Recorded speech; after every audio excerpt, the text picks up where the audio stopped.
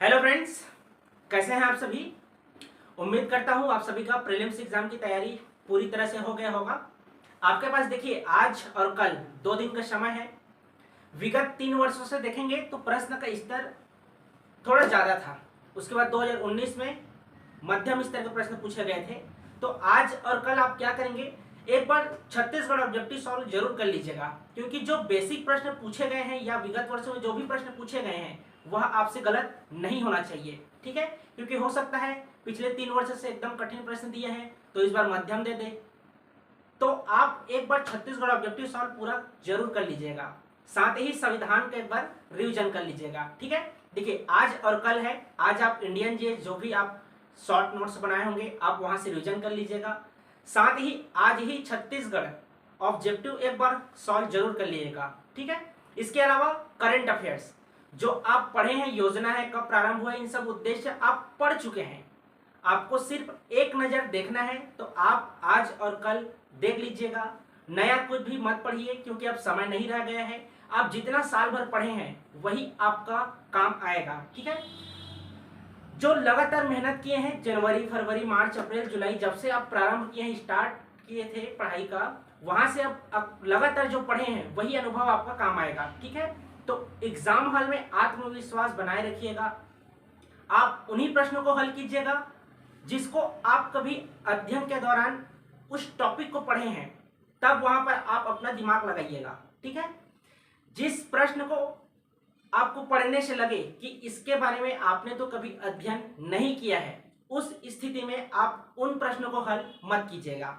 ठीक है, क्यों मत कीजिएगा, क्योंकि अभी वर्तमान में जिस तरह से प्रश्न पूछे गए हैं विगत 3 वर्षों से, तो 33 40 लगभग 50% ही आपका कटअप गया है। मैक्सिमम 50%, पिछले वर्ष तो उससे भी कम था। तो केवल आप उन्हीं प्रश्नों को हल कीजिएगा जिसके बारे में आप अध्ययन किए हैं। तुक्का का प्रयोग बिल्कुल मत लगाइएगा, चाहे आपसे 25 प्रश्न बने, 30 प्रश्न बने, 40 प्रश्न बने, पूरे पूरे 100 प्रश्न रहेंगे, जिसमें से कुछ प्रश्न ऐसे रहते हैं जनजातियों के बारे में जिसके बारे में कोई अध्ययन नहीं किए रहते हैं। तो कृपया करके उन प्रश्नों को आप हल मत कीजिएगा, छोड़ दीजिएगा, क्योंकि आप जिसके बारे में जानते नहीं है कैसे आप कह सकते हैं कि तुक्का सही लगेगा। तो आप जानबूझकर गलती मत कीजिएगा। इसी तरह से कुछ इंडियन जीएस के प्रश्न भी पूछे जा सकते हैं जिसके बारे में आप कभी अध्ययन नहीं किए रहेंगे, तो आप उन प्रश्नों को भी छोड़ दीजिएगा। देखिए प्रश्न को हल कैसे कीजिएगा, सबसे पहले आप 2 घंटे का समय है, तो जीएस का प्रश्न सबसे पहले आप क्वेश्चन पेपर पर ही सही टिक और रॉन्ग पहले राउंड में जो आप हल करेंगे, आप ऐसा मत कीजिएगा कि पहला का आंसर पता चल गया तो ओएमआर शीट में आप गोला लगाना शुरू कर दिए। सबसे पहले आप 1 से लेकर 100 प्रश्न तक हल कर लीजिएगा। ठीक है, इसमें आपके 50 छत्तीसगढ़ के हैं, 50 इंडियन जीएस हैं। तो पहले राउंड में जो आप हल करेंगे वास्तव में वही आपकी सही तैयारी है। इसमें आप देखिएगा जहां पर आपको लगे कि 2 में से 1 आंसर होना है, तो वहीं पर तत्काल आप क्वेश्चन पेपर में ही 2 में क्रॉस कर दीजिएगा जो आंसर नहीं रहेगा। जो 2 में से आपको 1 लगता है पहले राउंड में हल मत कीजिएगा, केवल आप टिक लगाइएगा, या तो यह हो सकता है या तो बी हो सकता है, जो भी है। बाकी 2 को आप वहीं पर काट दीजिएगा जब पहले राउंड में आप हल करेंगे तो। ठीक है, तो पहले राउंड में आप पूरा 1 से लेकर 100 तक हल कीजिएगा, केवल उन्हीं प्रश्नों को बनाइएगा जिसके बारे में आप कभी अध्ययन किए हैं या आपको सटीक आंसर पता है। उसके बाद आप ओएमआर शीट में भरिएगा, जितना मान लीजिए आपसे 15 प्रश्न बना, 20 प्रश्न बना, 30 प्रश्न, 35 40 50 जितना भी प्रश्न बनता है, पहला पूरा 100 प्रश्न हल करने के बाद ओएमआर शीट में अच्छे से गोला लगाइएगा। उसके बाद मान लीजिए आपसे शेष प्रश्न बच जाते हैं, 50 प्रश्न बनाने के बाद 50 प्रश्न बच जाते हैं। उस स्थिति में आपको क्या करना है कि 50 प्रश्न में हो सकता है कुछ में आप कम से कम 5-10 में तो ऐसा प्रश्न होंगे ही जिसमें आपको लगेगा कि 2 में से कोई 1 आंसर तो हो सकता है।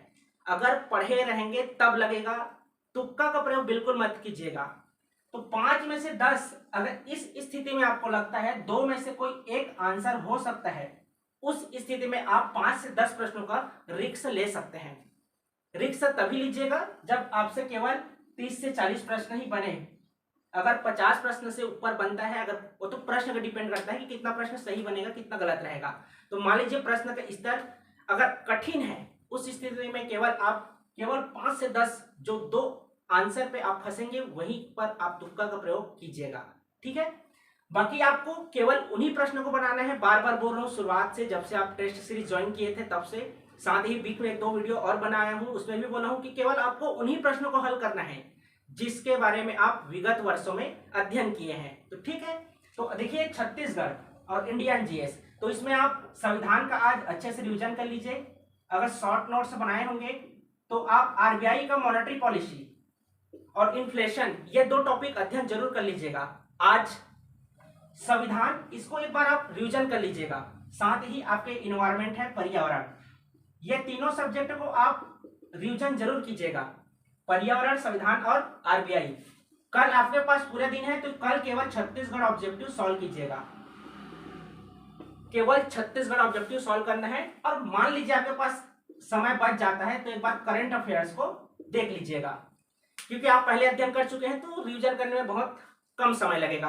तो छत्तीसगढ़ ऑब्जेक्टिव आपको पूरा पूरा सॉल्व करना है। हो सकता है प्रश्न का स्तर है मध्यम आ जाए। करंट अफेयर्स आपको एक बार रिविजन और कर लेना है। और आज संविधान, आरबीआई का इन्फ्लेशन और मॉनेटरी पॉलिसी और पर्यावरण, इसका आप एक बार रिविजन अच्छे से कर लीजिएगा। देखिए भारत के प्रश्न में, आपके करंट अफेयर्स में भारत के स्थान है या इंडेक्स वगैरह है, यहाँ से प्रश्न पूछे जाते हैं, खिलाड़ियों का क्षेत्र पूछा जाता है, तो ये आप अध्ययन पहले से कर चुके हैं। तो सिर्फ आप इंडेक्स वगैरह को एक बार देख लीजिएगा कि भारत के स्थान कौन से सूचकांक में कितना है। साथ ही छत्तीसगढ़ करंट अफेयर्स के प्रश्न आपसे बन जाएंगे, तो करंट अफेयर्स के लिए ज्यादा परेशानी होने की आवश्यकता नहीं है। आप एक बार कोशिश कीजिएगा छत्तीसगढ़ का ऑब्जेक्टिव आज और कल में पूरा का पूरा जितना भी पार्ट है सभी का आप रिवीजन कर लेंगे। बाकी आपको आत्मविश्वास बना के रखिएगा। प्रश्न सभी के लिए कठिन रहेंगे, या तो प्रश्न सभी के लिए कठिन के साथ साथ सरल भी हो सकते हैं, क्योंकि देखिए जो प्रश्न आप बनाएंगे वह आपके अध्ययन पर डिपेंड करता है कि आप शुरुआत से अध्ययन किए हैं तो आपसे अच्छा बनेगा। और केवल आप पार्ट टाइम प्लेयर 1 माह 2 माह अध्ययन किए होंगे तो आपको बहुत कठिन लग सकता है। तो अच्छे से संतुलन बनाए हुए पेपर दीजिएगा, वही 2 घंटा आपको डिसाइड करेगा कि आपने साल भर क्या किया है।